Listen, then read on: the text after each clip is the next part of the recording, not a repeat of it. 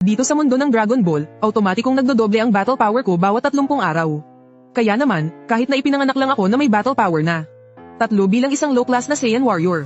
Pagkatapos ng 1 taon, ang battle power ko ay aabot na agad sa 10,000.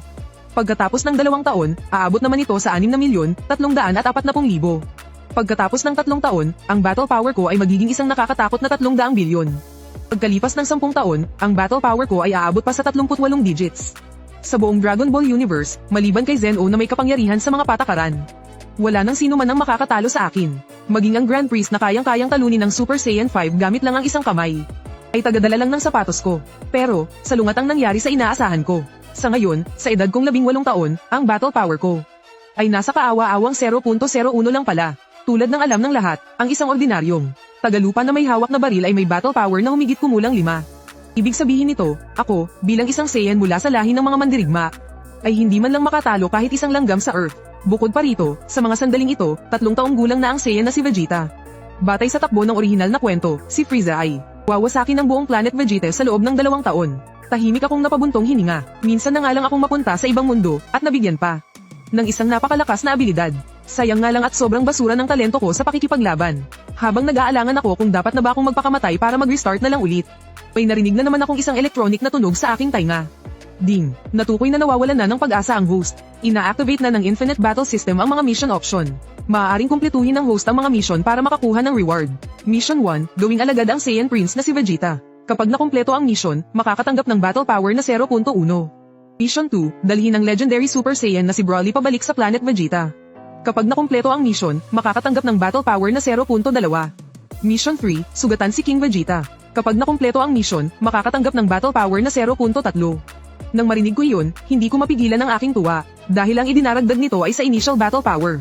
Kung sakaling magtagumpay ako sa 3 mission, at isama pa ang basic feature ng Infinite Battle System, na automatikong pagdodoble bawat 30 araw. Pagkatapos ng 1 taon, magkakaroon ako ng 2,800 battle power. At mararanasan ko na rin ang pakiramdam ng pagpapasabog ng planeta gamit ang Ki Blast. Kinuyam ko ang aking kamao, pinipigilan ng matinding tuwa sa aking dibdib. At nagsimulang mag-isip ng paraan para makumpleto ang mga mission. Pagkalipas ng mahabang panahon, naghanda akong gawin muna ang tila. Pinakamahirap pero sa totoo lang ay pinakamadaling gamitin na Mission 3. Iyon ay ang sugatan si King Vegeta. Si King Vegeta, bilang hari ng mga Saiyan, ang kanyang battle power ay matagal nang lumampas sa 10,000 puntos. Bukod pa rito, siya ay mainitan ng ulo at mapaghinala. Sa taglay kong 0.01 na battle power, huwag na nating pag-usapan ang pagsugat sa kanya. Kahit ang paglapit sa training ground ng palasyo ay mahirap na. Mabuti na lang at pamilyar ako sa kwento. Alam kong si King Vegeta ay araw-araw tuwing tanghali, nagsasanay sa plaza ng palasyo. Maging ang 3 taong gulang na si Vegeta ay nasa tabi para matuto. Kaya't ginamit kong dahilan ang paghahatid ng energy supply sa training ground para matagumpay na makapasok. Sa malayo pa lang ay nakita ko na si King Vegeta na nakasuot ng gravity armor. Sumusuntok at sumisipa sa ilalim ng 5 beses na gravity. Bawat tama ay may kasamang ugong ng hangin. Ang mga shockwave ay bahagyang nagpapayanig sa lupa. Si Little Vegeta naman ay nakaupo sa likod ng bato sa isang sulok ng plaza. Ang kanyang mga mata ay nakatitig ng husto sa mga galaw ng kanyang ama. Huminga ako ng malalim at lumapit kay Vegeta. Nagpanggap na hindi sinasadyang natamba ang energy canister. Tumalsik ang lilang energy liquid sa battlesuit ni Vegeta, at agad na nag-iwan ng mancha. Biglang lumingon si Vegeta at ang kanyang ki ay agad na nakatutok sa akin. Kahit na 3 taong gulang pa lamang siya, ang bigat ng presensya niya bilang maharlika ay nagpang-inig sa buo kong katawan. Dahil sa mga oras na ito, mayroon na siyang mahigit 5,000 puntos na battle power. Pinigilan ko ang takot sa aking puso, at pabulong na sinabi kay Vegeta, "Prinsipe, gusto mo bang malaman ng paraan para maging isang Super Saiyan?" Nang marinig ito, biglang bumilis ang paghinga ni Vegeta. Ang alamat na ito ay matagal nang umiikot sa lahi ng mga maharlikang Saiyan.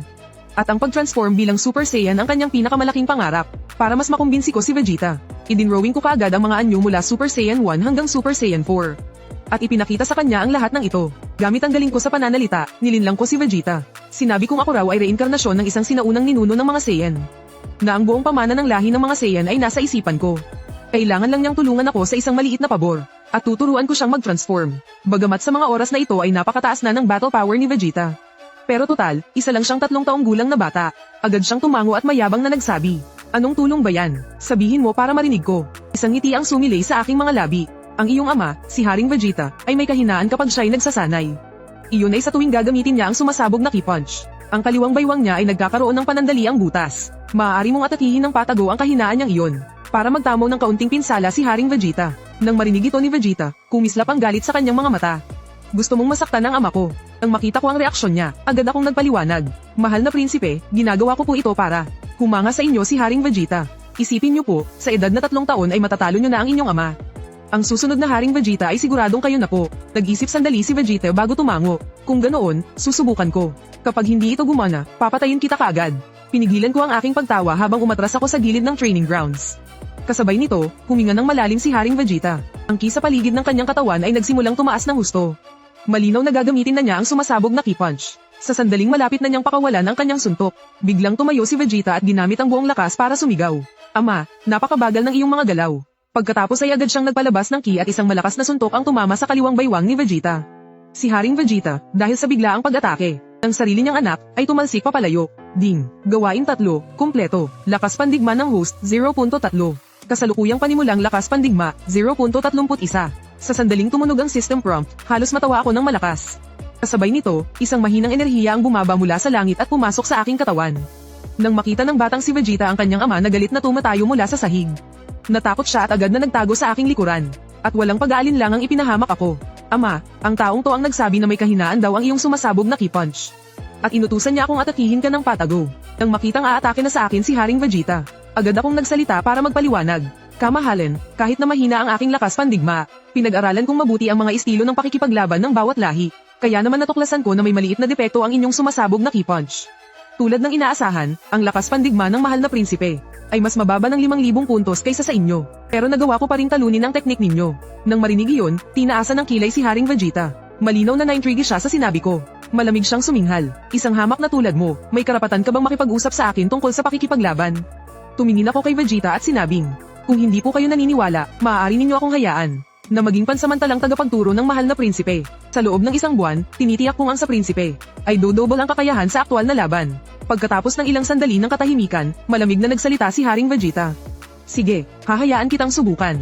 Pero kung magiging hadlang ka sa kanya, sisiguraduhin kong magiging kahindik-hindak ang iyong kamatayan. Kasunod nito'y narinig ang electronic na boses ng system. Ding, Mission 1, kumpleto. Combat power ng host, nadagdagan ng 0.1. Kasalukuyang panimulang combat power, 0.41. Dahil natapos ko ang 2 mission ng sabay, nakahinga ako ng maluwag. Ngayon, ang natitira na lang ay ang mission 2, ang dalhin si Bro Dai pabalik sa planetang Vegeta. Ang mission na ito ay mukhang simple, pero sa totoo lang, ito ang pinakamahirap. Sa opisyal na record, si Broly ay ginamit ni Haring Vegeta bilang dahilan ang pagkawala niya ng kontrol sa laban. At ipinatapon siya sa Vampa, isang planetang may malupit na kapaligiran, pagkapanganak pa lang niya. Pero ang totoo, nag-aalala ang sakim na si Haring Vegeta na ang napakalakas na kapangyarihan ni Broly ay maging banta sa kanyang trono. Sa panahong iyon, 1 taong gulang pa lang si Broly, pero ang kanyang combat power ay umabot na sa mahigit 10,000. Bukod pa riyan, marahas ang kanyang ugali. Maliban sa kanyang ama na si Paragus, walang sino mang makalapit sa kanya. At para makapunta sa Vampa, kailangan kong makakuha ng isang spaceship. Ang unang pumasok sa isip ko ay si Bardock, bilang pinakamalakas sa mga mababang uring mandirigma. Kamakailan lang ay hindi siya mapakali dahil sa kanyang pangitain tungkol sa pagkawasak ng planetang Vegeta. Siya lang ang posibleng maniwala sa akin. Nang mahanap ko si Bardock, nag-e-ensayo siya sa training ground para paghusayin ang kanyang mga teknik sa pakikipaglaban. Diretsahan ko siyang kinausap. Pagkalipas ng 2 taon, mawawasak ang planetang Vegeta. May alam akong isang sikreto na makapagliligtas sa mga Saiyan. Matalim akong tinitigan ni Bardock. Isang basurang tulad mo na wala man lang 1 puntos na combat power. Paano mo nalaman ang mga bagay na yan? Hininaan ko ang aking boses para magpaliwanag. Tulad ninyo, nakikita ko rin ang hinaharap. At mas detalyado ang hinaharap na nakikita ko. Ang sisira sa planet Vegeta ay si Frieza. Sa ngayon, tanging ang kapangyarihan lang ni Broly ang makakapagbago sa kapalaran ng pagkalipol ng mga Saiyan. Kayang labanan ng kanyang legendary bloodline si Frieza. Ayun, kailangan ko po ang inyong spaceship para sunduin siya. Natahimik si Bardock. Pagkaraan ng mahabang sandali, inihagis niya sa akin ng isang spaceship capsule. Kung ganoon, sa iyo na nakasalalay ang kinabukasan ng mga Saiyan. Dahil sa mga panaginip ni Bardock, matagal na niyang nakita ang malagim na pagkasira ng planet Vegeta. Inalipad ko ang simpleng spaceship. Inabot ako ng 10 araw bago makarating sa planet Vampa. Dito, puro dilaw na buhangin, at ang gravity ay 3 beses na mas mabigat kaysa sa planet Vegeta. Manipis ang hangin, halos imposible nang huminga. Ang ama ni Broly na si Paragus ay mapagbantay na tumingin sa akin.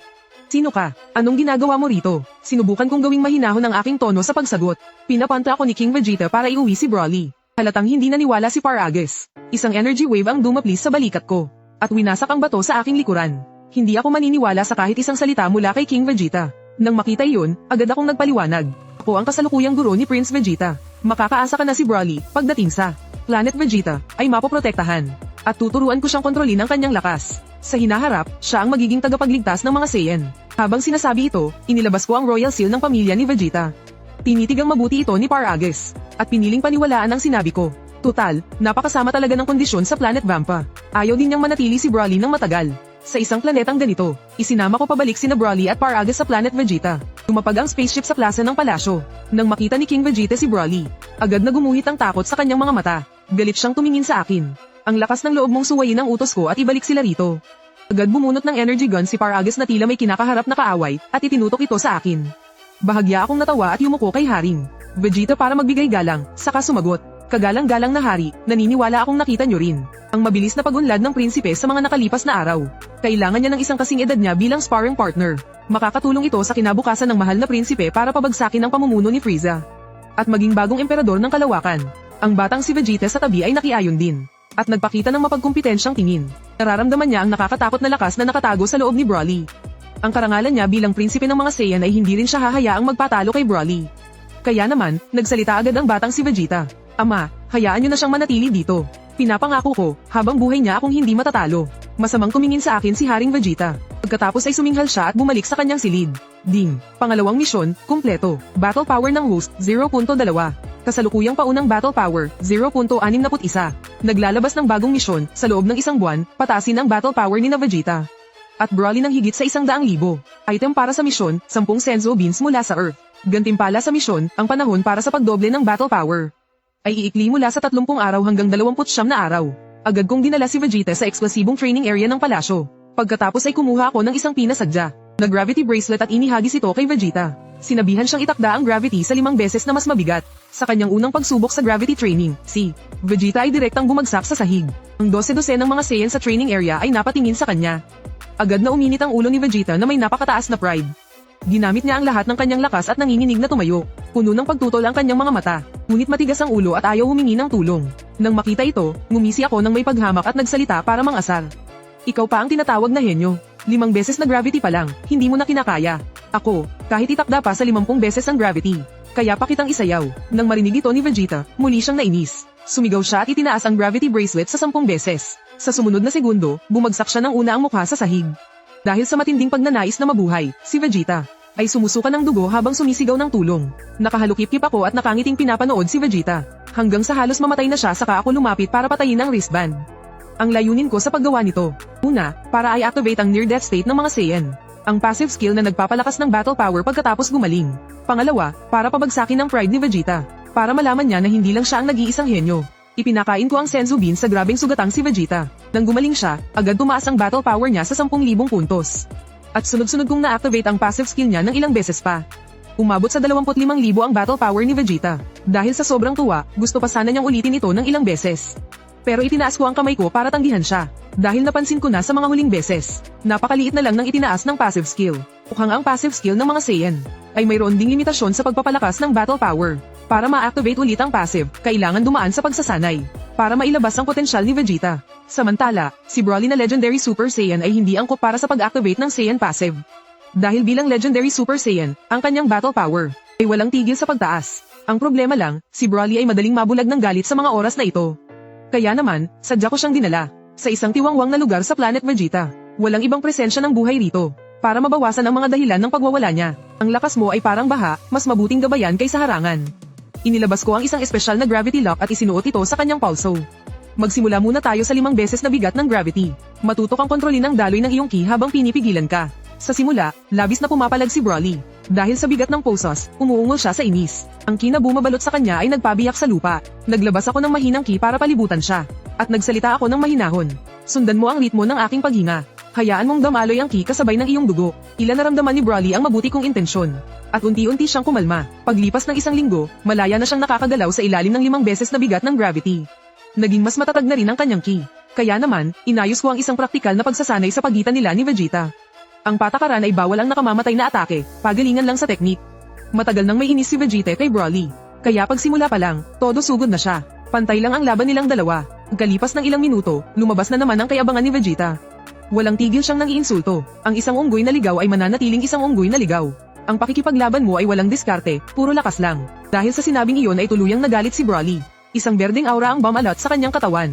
Ang kanyang power level ay biglang tumaas sa 30,000 puntos. Walang duda, nabugbog ng gusto ang mayabang na si Vegeta. Nang malapit na siyang mapatay ng galit na si Broly. Agad akong sumigaw ng malakas. Huminahon ka, Broly, bagamat nagpapalakas sa iyo ang galit. Ang pagkawala ng kontrol ay gagawin ka lang isang kasangkapan ng pagkawasak. Isipin mo ang mga inaasahan ng iyong amang si Paragus. Kailangan mo siyang protektahan, hindi saktan ang mga taong nasa paligid mo. Nang marinig ang pangalan ng kanyang ama, unti-unting lumino ang mga mata ni Broly. At matapos gumaling sa kanyang malubhang sugat, ang power level ni Vegeta ay tumaas na naman ng 5,000 puntos. 10 araw nang walang tigil na praktikal na laban. Ang power level nilang dalawa ay parehong umabot sa 50,000. Bukod dito, hindi lang malayang nakokontrol ni Broly ang kanyang nagwawalang lakas. Kaya na rin niyang magpalit-palit sa pagitan ng kanyang normal at galit na anyo habang nakikipaglaban. Ang mas ikinagulat ko pa, ay nagkaroon silang dalawa ng kakaibang pagkakaintindihan habang nagsasanay. Ang mga tiyak na atake ni Vegeta, kasama ang nagwawalang lakas ni Broly, ay nakakagawa pala ng mga combo attack. Habang pinapanood ko ang eksenang ito, lihim akong natuwa. Ang dalawang ito na magiging pinakamalakas na mandirigma sa hinaharap. Sa ilalim ng aking gabay, ay nagiging panlaban. Na pinakamalakas na alas laban kay Frieza. Susunod, oras na para maranasan nila ang pagsubok ng isang tunay na laban na buhay at kamatayan ang nakataya. Inihagis ko sa kanilang dalawa ang dalawang energy capsule. Naglalaman ito ng mas pinagandang battlesuit. Kaya nitong labanan ng radiation sa kalawakan at malalakas na impact. Pupunta tayo sa Galactic Patrol para kunin ang bounty mission para sa mga space pirate. At para subukan na rin ang inyong kakayahan sa totoong laban. Nagtaas ng kilay si Vegeta, puno ng paghamak ang kanyang mukha. Mga basurang tulad ng space pirates, karapat-dapat bang pag-aksayahan ng panahon ng prinsipe? Napatawa ako ng bahagya at ipinaliwanag. Sa pugad ng mga pirata, mayroong mga pambihirang mineral mula sa kalawakan na makakapagpataas ng power level.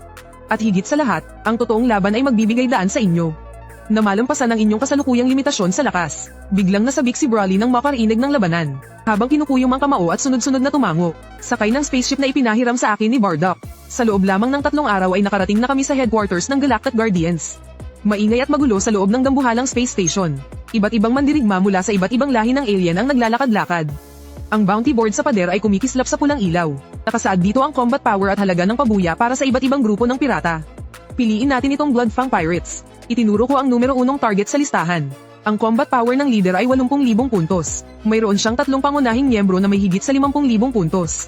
Ang kanilang pugad ay nasa isang abandonadong mining planet. Sakto para sa inyo na magsanay. Pagkatapos kunin ang misyon, dumiretso kami sa mining planet. Pagkarating pa lang sa atmosphere, sinalakay na kami ng energy cannon ng mga pirata. Napasimangot si Vegeta nang may pagkasuklem. Tinaas niya ang kanyang kamay at bumuo ng isang energy blast at tiyak na pinasabog ang defense turret ng mga pirata. Pagkalapag ng spaceship, daan-daang pirata na may hawak na energy weapon ang pumalibot sa amin. Unang sumugod si Broly. Sa pagindayog ng kanyang mga kamao, isang malakas na bugso ng hangin ang sumabog. Ang mga pirata ay parang tinangay ng malakas na hangin, na parang mga tuyong dahon, at sunod-sunod na tumilapon. Huwag kang padalos-dalos, sigaw ko mula sa malayo para paalalahanan sila. Magtulungan kayo, Vegeta, harapin mo ang leader. Broly, ubusin mo ang mga Alipores. Nakatutok na si Vegeta sa leader ng mga pirata. Isang dambuhalang nilalang mula sa lahi ng mga buhaya pagong na balot sa talukab. Naglaho siya sa isang iglap at sumugod. Sobrang tigas ng talukab ng leader. Ang malakas na suntok ni Vegeta ay lumikha lang ng isang mahinang kalabog. At hindi man lang ito nakagawa ng anumang tunay na pinsala. Interesante, lalong nag-alab ang diwa ng pakikipaglaban sa mga mata ni Vegeta. Biglang lumakas ang ki aura sa paligid niya. Panoorin mo akong batasin niyang pagong shell mo.